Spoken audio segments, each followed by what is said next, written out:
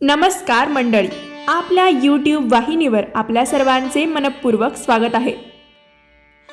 तुम्हालाही प्रश्न पडला असेल ना, आषाढ महिन्यातच वारकरी वारीला पंढरपूरला का जातात? यामागचं मुख्य कारण काय आहे? किंवा आषाढ महिन्यातच श्रीहरी विठ्ठलांच्या आणि रुक्मिणींच्या भेटीला वारकरी पंढरपूरला का जातात? तर या व्हिडिओमध्ये आपण तेच जाणून घेणार आहोत. रामकृष्ण हरी मंडळी, तुम्ही पाहत आहात डिजिटल डीजे मराठी. तर आषाढ महिन्यातच वारीला जाण्यामागे मुख्य कारण म्हणजे या काळातील आषाढी एकादशी. वारकरी संप्रदायात आषाढ शुद्ध एकादशीला म्हणजेच शायणी एकादशीला विशेष महत्त्व आहे.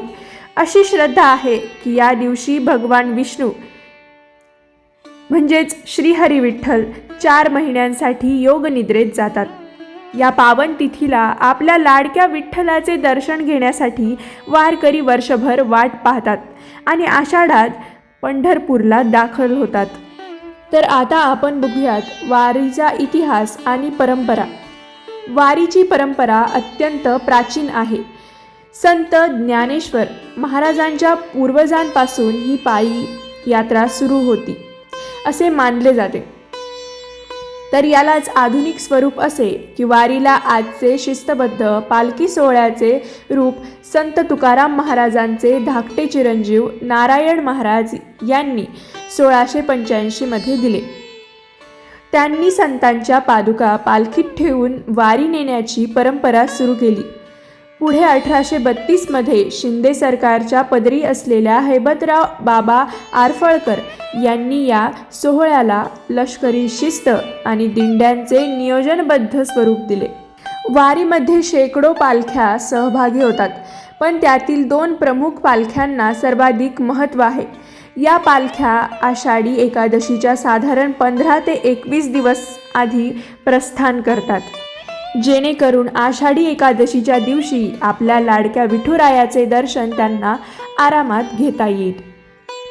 तर या वारीच्या प्रमुख 2 पालख्यांपैकी एक महत्त्वाची पालखी म्हणजे संत ज्ञानेश्वर महाराज पालखी आळंदी. तर या पालखीचे प्रस्थान आळंदी म्हणजेच पुण्यातून आणि इथून ज्येष्ठ वद्य अष्टमीला होते.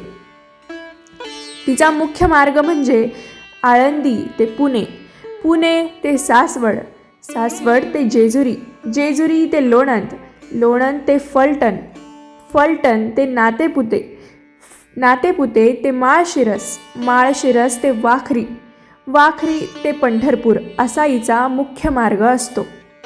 या पालखीचं प्रमुख वैशिष्ट्य म्हणजे ही पालखी दिवे घाटातून जाते, जो पाहण्यासाठी लाखो लोक गर्दी करतात. तर आषाढी वारीतील दुसरी महत्त्वाची पालखी म्हणजे संत तुकाराम महाराज पालखी देहू. तर याही पालखीचे प्रस्थान देहूवरून म्हणजेच पुण्यातून ज्येष्ठ वद्य दशमीला होते. तिचा मुख्य मार्ग म्हणजे देहू ते आकुर्डी, आकुर्डी ते पुणे, पुणे ते लोणी काळभोर, लोणी काळभोर ते यवत, यवत ते बारामती, बारामती ते इंदापूर, इंदापूर ते अकलूज, अकलूज ते वाखरी आणि वाखरी ते पंढरपूर असा मुख्य मार्ग आहे. तर यानंतर तुम्हाला प्रश्न पडला असेल की या दोन्ही पालख्यांचे एकत्रीकरण कुठे होते? तर या दोन्ही मुख्य पालख्या पंढरपूरच्या अगदी जवळ असलेल्या वाखरी येथे एकत्र येतात आणि तिथून पुढे सोबत पंढरपूरमध्ये प्रवेश करतात. तर तुम्ही वारीतील रिंगण हा शब्द ऐकला असेल आणि तो तुम्ही प्रसारमाध्यमांद्वारे बघितलाही असेल, पण तुम्हाला माहिती आहे का यामागे काय रहस्य दडलेले आहे किंवा हे रिंगण का घालतात? तर वारीच्या प्रवासात रिंगण हा अत्यंत रोमांचक आणि डोळ्यांचे पारणे फेडणारा सोहळा असतो. रिंगण म्हणजे गोल वर्तुळ ज्यामध्ये वारकरी एकत्र येतात. हे प्रामुख्याने 2 प्रकारचे असते. तर पहिले म्हणजे गोल रिंगण. त्यामध्ये एका मोठ्या मैदानावर सर्व दिंड्या गोलाकार उभ्या राहतात. मध्यभागी संतांची पालखी असते.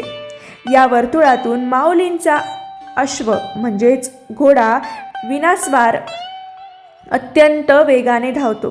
असे मानले जाते की या घोड्यावर स्वतः संत महात्मे स्वार असतात, कारण की हा सोहळा इतका भव्य, दिव्य आणि डोळ्यांचे पारणे फेडणारा असतो की कुणालाही याबद्दल नवलच वाटतं. तर आता रिंगणाचा दुसरा प्रकार म्हणजे उभे रिंगण.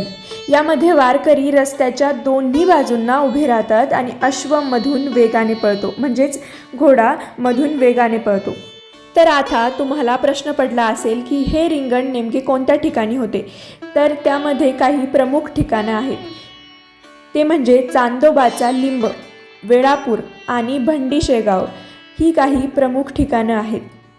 विठुरायाचे जे भक्त अजून वारीला गेले नाहीत त्यांच्यासाठी एक प्रश्न पडलेला असतो. तो म्हणजे वारीत एवढी लोक जातात किंवा एवढे भक्तजन जातात आणि 15, 20, 21 अशा दिवसांसाठी किंवा 1 महिन्यासाठी ते जातात. तर त्यामध्ये त्यांची दिनचर्या कशी असते, वारीतील शिस्त आणि दिनचर्या.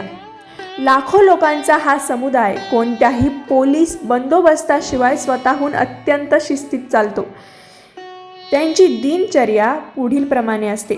ते म्हणजे पहाटेची सुरुवात. रोज पहाटे 4 वाजता काकड आरती आणि प्रार्थनेने दिवसाची सुरुवात होते. त्यानंतर सर्व दिंड्या आपापल्या क्रमांकाने रस्त्यावर चालण्यास सुरुवात करतात. त्यामध्ये चालताना वारकरी हातात टाळ, मृदुंग घेऊन ज्ञानोबा तुकाराम आणि पुंडलिक वरदे हरी विठ्ठल असा जयघोष करत अभंग गात चालतात. दुपारी ठराविक गावांमध्ये पालखी विसावते. स्थानिक गावकरी वारकऱ्यांसाठी जेवणाची किंवा महाप्रसादाची सोय करतात. संध्याकाळी पालखी विसाव्याच्या गावी पोहोचते. रात्री तिथे भव्य कीर्तन आणि भारूड रंगतात. वारकरी तंबू किंवा शाळांमध्ये मुक्काम करतात. तर वारीतील मुख्य संकल्पना म्हणजे दिंडी. वारीत चालणाऱ्या वारकऱ्यांच्या लहान लहान गटांना दिंडी म्हणतात. म्हणजेच दिंडीला एक विशिष्ट क्रमांक असतो. त्यानंतर विठुरायाचे रूप.